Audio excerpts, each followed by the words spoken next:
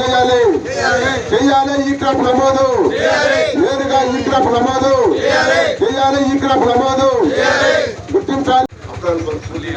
సంవత్సరాల ద్వారా మనకి నీళ్ళు అందించాల్సిన అవసరం ఉంది కాబట్టి ఈ అన్ని డిమాండ్ల మీద మేము ఈరోజు గడవల మండలంలో మీకు అర్జీస్తా ఉన్నాం సార్. పైగాధికారులకు తెలియజేసి మా సమస్యను పరిష్కరించే వ్యక్తం ప్రయత్నం చేస్తాం.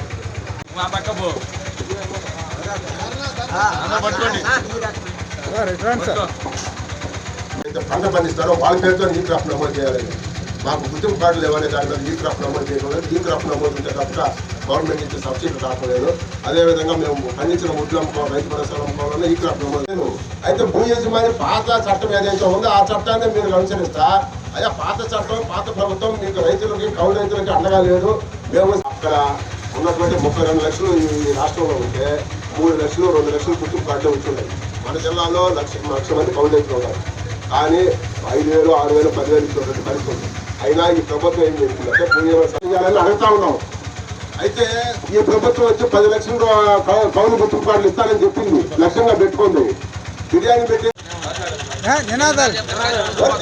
కౌలు రైతుల ఐక్యత, కౌలు రైతుల ఐక్యత రద్దు చేయాలి. మోటార్లకు మీటర్లు పెట్టే విధానాన్ని రద్దు చేయాలి. మోటార్లకు మీటర్లు పెట్టే విధానాన్ని అందజేయాలి. రైతులకి కౌలు రైతులకి అన్నదాత సుఖీభావ కింద 20,000 రూపాయలు. ప్రభుత్వం వచ్చిన తర్వాత కూడా ఆ ప్రభుత్వం పెట్టినటువంటి పథకాలనే నెరవేరుస్తా పోతా ఉన్నారు. ఈ జిల్లాలో 2-3 లక్షల మీటర్లు ఈ జిల్లాకు వచ్చి ఉన్నాయి. మోటార్లకు మీటర్లు పెట్టబోతా ఉన్నారు. ఆ జీవో నెంబర్ 22 రద్దు చేయమని మేము కౌలు రైతుల సంఘంగా రైతు సంఘంగా డిమాండ్ చేస్తూ ఉన్నాం. మోటార్లకు మీటర్లు పెడితే అదనపు భారం అయ్యి వ్యవసాయం సంక్షేమాలు పడి వ్యవసాయం అనే పదమే మర్చిపోవాల్సిన పరిస్థితి ఉంది. ఈ సమాజానికి ఆహార భద్రత లేకుండా పోతే అందుకని జీవో నెంబర్ 22 కూడా రద్దు చేయమని కోరుతా ఉన్నాం. అదేవిధంగా స్థానికంగా ఉన్నటువంటి ఈ జిల్లాలో 2022లో వరదలకు వచ్చినటువంటి కారణంగా మండలం కానీ, కొవ్వూరు మండలం కానీ, కొర్నూరు మండలం కానీ, ఎడలూరు మండలాలు కూడా అనేక గ్రామాలు నీట మునిగేటటువంటి పరిస్థితి ఉంది. ఈరోజు నూతనంగా చూస్తా ఉన్నాం విజయవాడ బుడమేరు పరిస్థితి.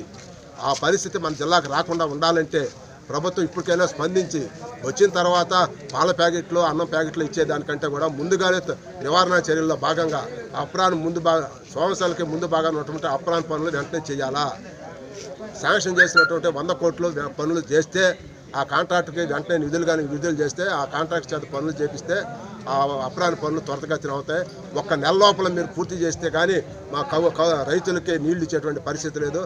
రైతులకు నీళ్లు ఇవ్వాలన్నా రాబోయే వరదలకి సంవత్సరాలు నిలబడాలన్నా కూడా అప్రాణ ముందు భాగం పటిష్టం చేయాలా. ఆ పటిష్టంలో చేసే దాంట్లో భాగంగా దానికి సంబంధించినటువంటి మన మంత్రులు కానీ జిల్లా యంత్రాంగం అంతా కూడా స్పందించి వెంటనే ఆ కాంట్రాక్టర్ చేత పనులు తొందరగా చేయించాలనే దాని మీద ఈ రైతు సంఘం, కౌలు రైతుల సంఘం డిమాండ్ చేస్తా మీ అందరి ద్వారా ప్రభుత్వానికి తెలియజేస్తాం.